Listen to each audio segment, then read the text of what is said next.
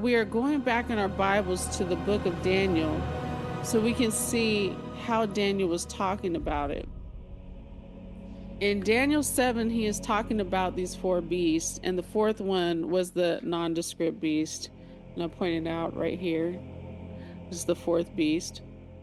So, and all of a sudden, Daniel stops describing the beast, okay? And he's taken to a scene where the judgment is set up. Remember, this is one beast in two stages. But then all of a sudden he stops and he starts describing another scene. Thrones are being set up, and Daniel describes God the Father coming in on a flaming chariot. So in Daniel, it's actually showing us when the judgment happens in the sequence of the beasts in Daniel 7, Revelation 13, and Revelation 17. Is if you go back to this timeline, you can see that the beasts tell the world's history from beginning to end in a sequence as they appear in the Bible, with the exception of the antediluvian world, which is not represented by a beast. So you can actually tell the order of these beasts because the unnatural features in the first three beasts number them. So if the antediluvian world is number 1, then the lion would be number 2, which is why it has two wings. And then if the lion's number 2, then the bear, Medo-Persia, would be number 3. That's why it has 3 ribs in its mouth.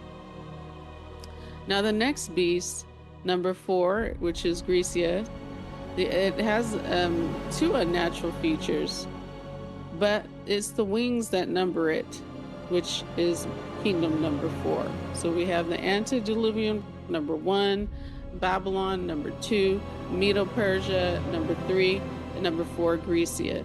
Now the 4 heads are depicting how the kingdom was split in between 4 of Alexander the Great's generals. And then we have the cross in between Grecia and Rome.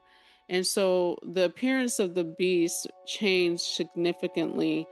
And you see that they become quite different in appearance. And it's because there's that dividing line between the typical and anti-typical system.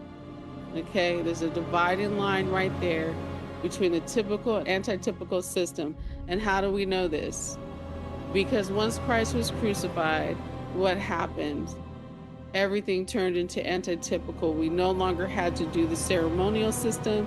Now we're looking at what these days actually represent and the redemptive work of Christ.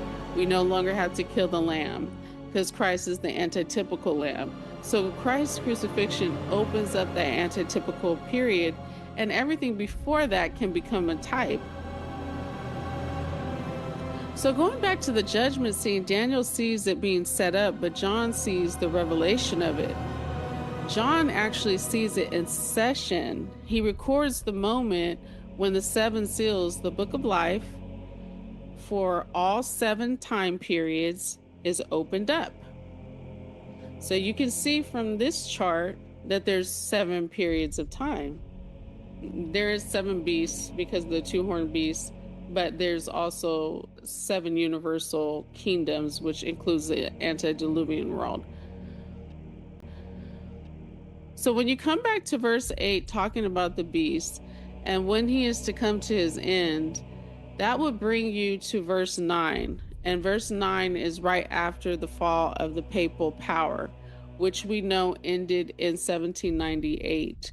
So verse 8 is the ending of this nondescript beast, which is Papal Rome, 1798.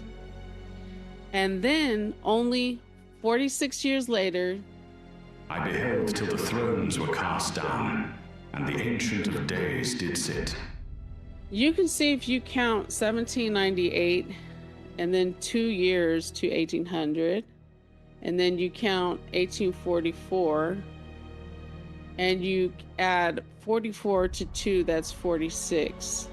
46 years from the fall of Papal Rome, we find the Laodicean church set up with their doctrine.